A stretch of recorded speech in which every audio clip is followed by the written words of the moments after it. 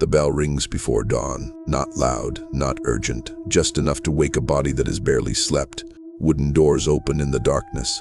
Bare feet touch cold stone floors. No one speaks. Men and women move through narrow corridors, wrapped in thin linen, their heads bowed. They do not look at one another. Looking is discouraged. Outside, the Pennsylvania forest is silent. Inside, the building breathes slow, measured, controlled. These people came here willingly. They were not imprisoned. They were not forced. They believed this place would save them. The bell rings again, and somewhere in the complex, a young member hesitates just for a moment before rising. That hesitation will not go unnoticed, because in this community, faith was not only watched by God, it was watched by everyone. Early 700s, Colonial Pennsylvania.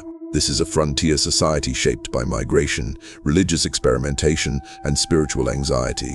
Europe is fractured by centuries of religious war. The New World promises something different. William Penn's colony becomes a magnet for dissenters. Anabaptists, pietists, mystics groups seeking freedom from state churches and rigid doctrine. Among them are German-speaking settlers who believe the end times are approaching.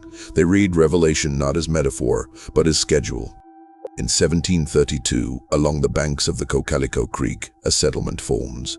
Its name is Ephrata. Officially, it is a religious community devoted to purity, discipline, and preparation for Christ's imminent return. Unofficially, it is an experiment in total spiritual control. At first, Ephrata is admired.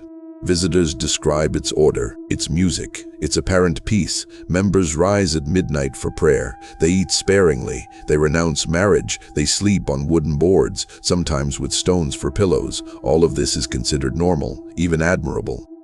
Because suffering, they believe, brings holiness, and holiness, they believe, requires separation from the world, from the body, and eventually from each other. Ephrata is governed not by written law, but by spiritual authority. At its center is Conrad Beissel, the community's founder and unquestioned leader. He is charismatic, educated, and utterly convinced of his divine role. Beissel teaches that true believers must transcend human weakness. Sleep is weakness. Hunger is weakness. Affection is weakness. Routine is everything. Members wake after only a few hours of rest. They attend multiple prayer services daily. Silence is enforced for long stretches of time. Confession is public. Discipline is communal. If someone fails, oversleeps, speaks out of turn, expresses doubt, it is recorded. Not in ink, but in memory. Correction is subtle at first. A reassignment, a longer fast. Isolation, no shouting, no chains, just removal. At Ephrata, punishment is framed as care, and obedience is framed as love. There are young men who arrive with calloused hands from farm labor. They are told their strength is dangerous. There are women who surrender their hair, their names, their voices. They are renamed as sisters, their former identities erased. Children grow up inside the cloister walls. They learn early that affection is suspect, that curiosity is sinful. One former member later recalls the silence, how it pressed against the ears, how even grief had to be controlled. Another writes of illness, fevers untreated because medicine is seen as indulgence. Prayer is prescribed instead. Deaths occur. They are not dramatic, they are quiet. A body weakened by fasting, a sickness worsened by exhaustion, a spirit worn down by relentless scrutiny. No one calls this cruelty. It is called devotion. The turning point does not arrive as a single event. It unfolds gradually, as systems often do.